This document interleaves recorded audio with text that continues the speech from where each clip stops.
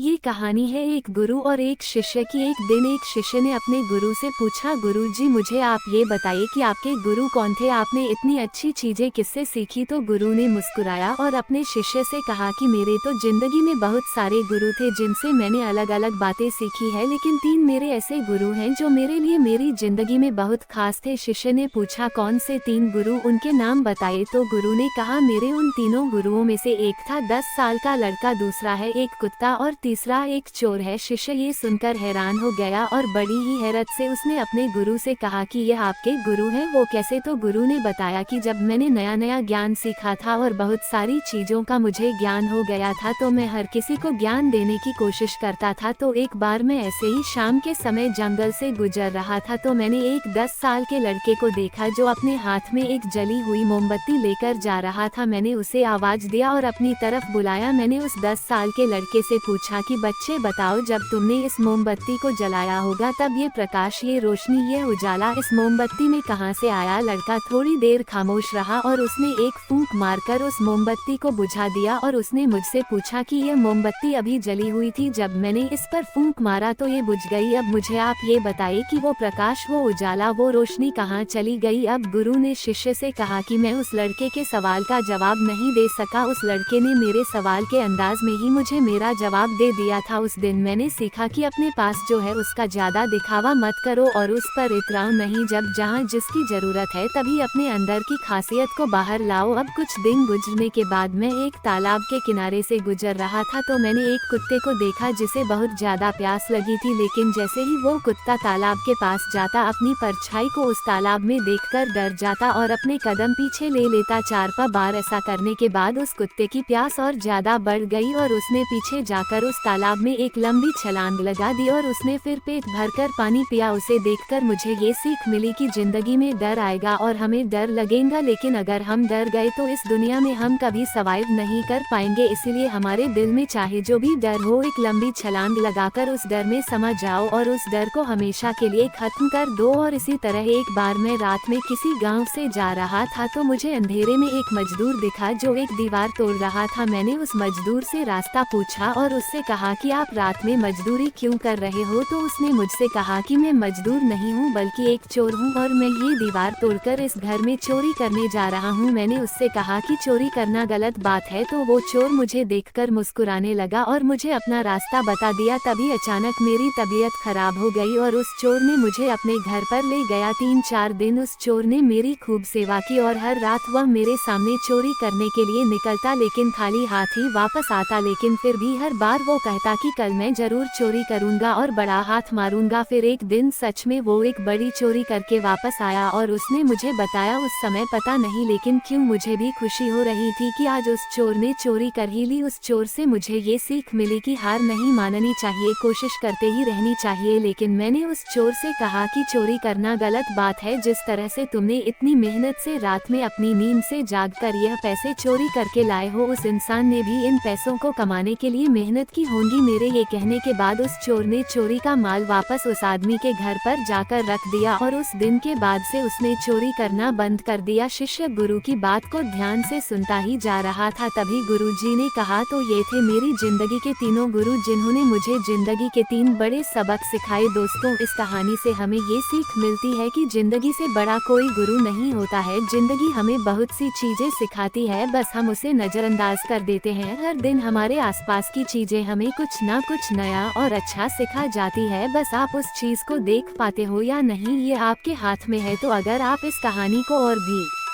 लोगों तक पहुंचाना चाहते हो तो इस वीडियो को लाइक करिए ताकि YouTube इस वीडियो को और भी लोगों तक पहुंचाए। और अगर कहानी अच्छी लगी हो तो हमारे चैनल को सब्सक्राइब जरूर करिए। मिलता हूं मैं अगली बार इसी तरह की कहानी के साथ। तो सब्र करो, शुक्र करो और जिंदगी में आगे बढ़ो और सोच बदलो।